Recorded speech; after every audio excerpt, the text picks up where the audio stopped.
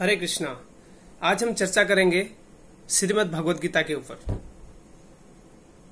भगवद गीता वास्तव में क्या है?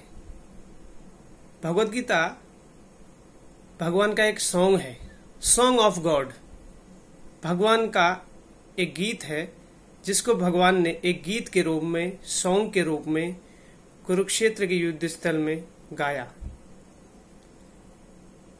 तो कुरुक्षेत्र के युद्ध स्थल में जब अर्जुन अपने विपक्षी कौरवों से युद्ध करने के लिए बहुत उतावला था, तो उस समय अर्जुन भगवान श्री कृष्ण को बोलता है, हे भगवान, मेरे रथ को दोनों सेनाओं के बीच में लेके चलिए।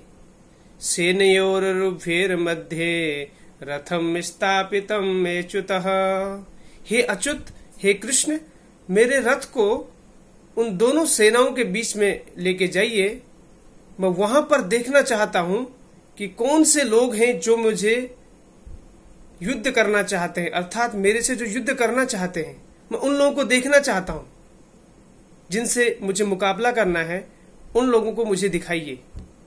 तो भगवान श्री कृष्ण अर्जुन के जो सारथी थे, अर्जुन को रथ में बैठा के दोनों सेनाओं के मध्य में लेके जाते हैं।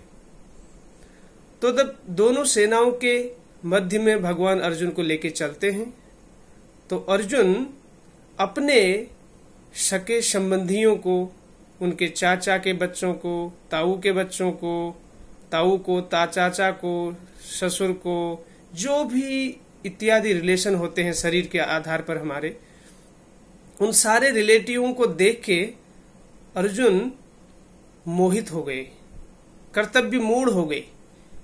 जिन सबको मारने के लिए उत्साह के साथ उन सब से युद्ध करने के लिए अर्जुन भगवान श्री कृष्ण से बोल रहे थे कि मेरा रथ उन दोनों सेनाओं के मध्य में लेके चलिए, मैं उनको देखना चाहता हूं। वो कौन से लोग हैं जिनसे मुझे मुकाबला करना है, जो मेरे से लड़ने के लिए उतावले हैं। और अर्जुन भी साथ ही साथ उतावला था। तो अर्जुन जब पहुंचता है तो मोहित हो जाता है। तो भगवान श्री कृष्ण अपनी भगवत्ता की कमान संभालते हैं और अर्जुन को उस स्थल पर ये उपदेश देते हैं भगवद गीता के। वैसे भगवान श्री कृष्ण ने अर्जुन को 45 मिनट्स में, केवल 45 मिनट में ये भगवद गीता के 700 श्लोकों का जो टोटल आंकड़ा है वो सुनाया। वैसे 700 श्लोक है भगवद गीता में, 18 अध्याय हैं, उसको श्रीमद् भगवद गीता बोलते हैं। तो ऐसा नहीं है कि सारे 700 श्लोक भगवान श्री कृष्ण ने ही बोले, उसमें श्लोकों का डिवीजन है।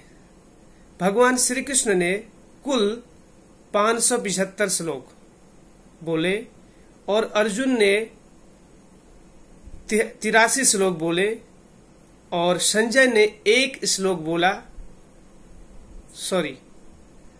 संजय ने 41 श्लोक बोले और धृतराष्ट्र ने 1 श्लोक बोला।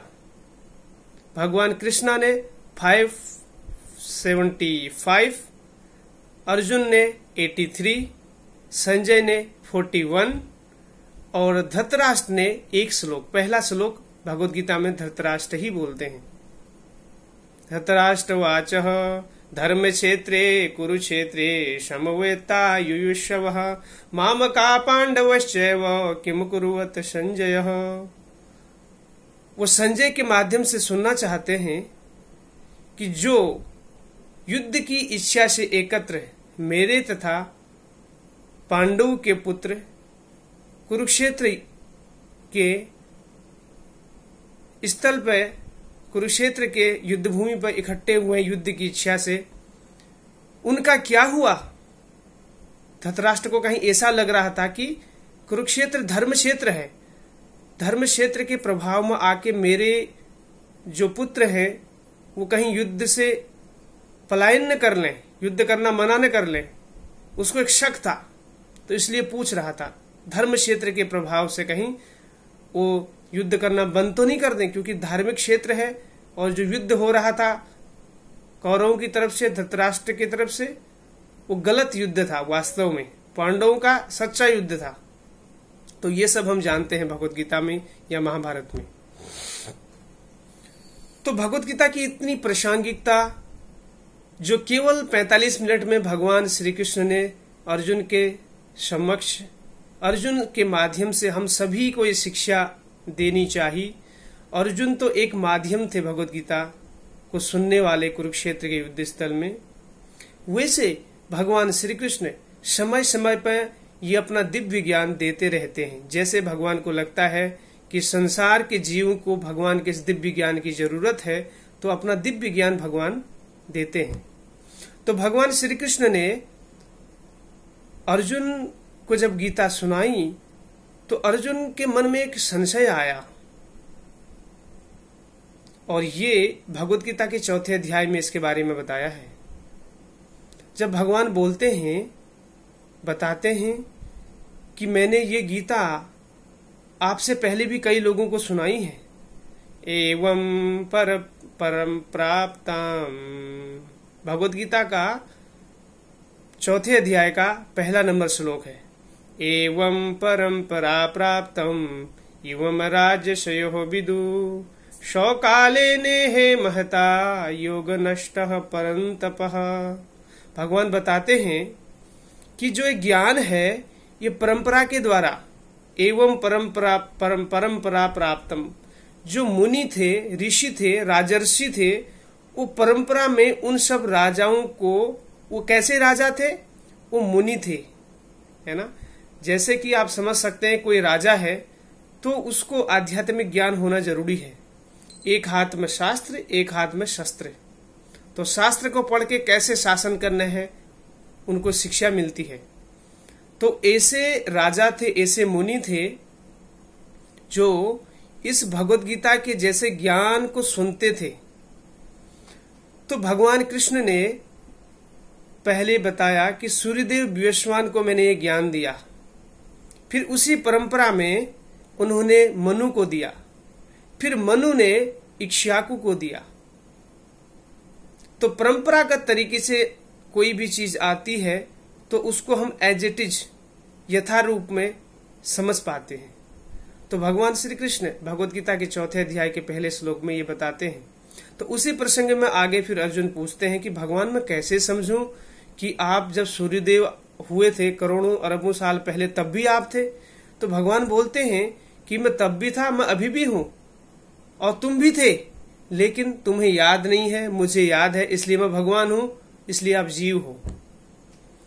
तो भगवत गीता ऐसा नहीं है कि खाली हिंदुओं के लिए है या फिर कुछ लोगों के लिए है। भगवत गीता जो भगवान श्री कृष्ण ने सुनाया अर्जुन के माध्यम से, सभी लोगों के लिए, सभी के लिए सुनाया। भगवत गीता को जो ज्ञान है वो आत्मा के स्तर पर है, उससे आत्मा का प्रोटेक्शन होता है। जैसा कि भगवत गीता बताती है, भगवत गीता के 2 अध्याय के 13 नंबर श्लोक में 2.13 में, देहिनो अस्मिन् यथा देह कुमार यौवनम जरा तथा देहांतरम प्राप्ति धीर तत्र न मोह्यति। तो भगवान यहाँ पर बताते हैं कि जो एक देही और एक देह, देही मतलब आत्मा, देह मतलब ये शरीर, दो होते हैं। तो देहिनो अस्मिन् यथा, ये देह शरीर समाप्त हो जाता है, तथा देहांतरम प्राप्ति धीरस्तत्र न मोह्यति। तो ये देह के परिवर्तन से, देह के परिवर्तन से देहिनो अस्मिन् यथा, देह कुमारावस्था से युवावस्था, फिर वृद्धावस्था, फिर धीरे धीरे जीर्ण होने लगता है, फिर एक बार मृत्यु को प्राप्त होता है शरीर। तो ऐसे शरीर के परिवर्तन से जो धैर्यवान लोग हैं, जो धैर्यशील हैं और जो ज्ञानी पुरुष हैं, वो भ्रमित नहीं होते हैं। तथा देहांतरम प्राप्ति धीरज तत्र न मोह्यति, जो धैर्यवान लोग हैं, जो धीरज रखते हैं, वो ऐसे देह के परिवर्तन से, शरीर के परिवर्तन से मोहित नहीं होते हैं, क्योंकि ये तो चलता रहता है 84 लाख योनियों में। जैसा कि पद्म पुराण में एक श्लोक में बताया गया है, जल में रहने वाले 9 लाख प्रकार के जीव होते हैं, जलचर जीव। और जो जमीन में रहते हैं, स्थल में रहते हैं, वो 20 लाख प्रकार के अलग अलग जीव होते हैं। और कीड़े मकोड़े 11 लाख प्रकार के होते हैं। और जो पक्षी हैं वो 10 लाख प्रकार के अलग अलग होते हैं। और जो 4 पैर वाले पशु हैं वो 30 लाख प्रकार के होते हैं।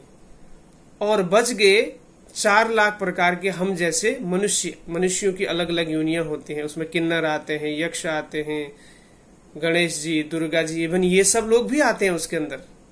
तो 4 लाख प्रकार के ये, और टोटल मिला के 84 lakh pieces living entities, total 84 lakh प्रकार के जीव होते हैं। तो 84 लाख प्रकार के जो योनियां हैं, इन योनियों में भ्रमण करने के बाद एक मनुष्य योनि मिलती है, जो 4 लाख प्रकार के मनुष्य हैं। उसमें से भी जो मृत्यु लोक में जो हम जैसे लोग रहते हैं, उन लोगों को बहुत अच्छा मौका है कि भगवान के इस ज्ञान को समझ सकते हैं, गीता जैसा ज्ञान। तो गीता सभी के लिए है, क्योंकि भगवत गीता में, गीता महात्म्य में भगवान ने बताया है, गीता महात्म्य में इसकी चर्चा हुई है कि एकम शास्त्रम देवकी पुत्र गीतम, एको देवो देवकी पुत्र एवः, एको मंत्रस्य तस्य नमामि यानि, कर्मापयेक तस्य देवस्य सेवा। एकम शास्त्रम, एक शास्त्र, वो कौन सा शास्त्र? देवकी पुत्र के द्वारा दिया गया भगवत गीता। एको देवो देवकी पुत्र एवः, तो एक देवता जो देवकी के पुत्र हैं, कृष्ण हैं, उनकी पूजा करनी है, वही देवता हैं। और अन्य प्रकार के 33 लाख करोड़ देवी देवताओं को हमको नहीं पूजना है। हमारे देवता कौन है? हमारे ईश्वर कौन है? कृष्ण हैं, जो भगवत गीता बताती है। एको मंत्रस्य तस्य नमामि यानि, तो एक ही मंत्र है। अलग अलग प्रकार के मंत्रों को जप करने से हमको वास्तविक सेटिस्फेक्शन नहीं मिलेगा। जो वास्तविक मंत्र का फल हमें नहीं मिलेगा। वो जो वास्तविक मंत्र है वो क्या है, जो कलयुग के लिए भी विशेष है? हरे कृष्णा कृष्णा कृष्णा हरे हरे, हरे राम राम राम हरे हरे, इति षोडशकम नामना कली कलमश नाशनम, नातः परतर उपायः सर्वदेश वेदेषु दृश्यते।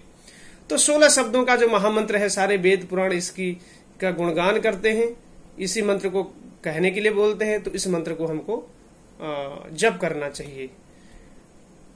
कर्मापयस्य तस्य देवस्य सेवया, तो एक ही कर्म करना है, वो देवकी जो पुत्र हैं भगवान कृष्ण, उनके लिए कर्म करना है। तो यह है भगवत गीता का एसेंस। और भगवत गीता अपने आप में पूर्ण है, और केवल भगवत गीता के द्वारा हम अपने जीवन को जी सकते हैं। और भगवत गीता के अंदर इतना महत्वपूर्ण दिव्य ज्ञान है, जो सारे शास्त्रों का निचोड़ है। हरे कृष्णा।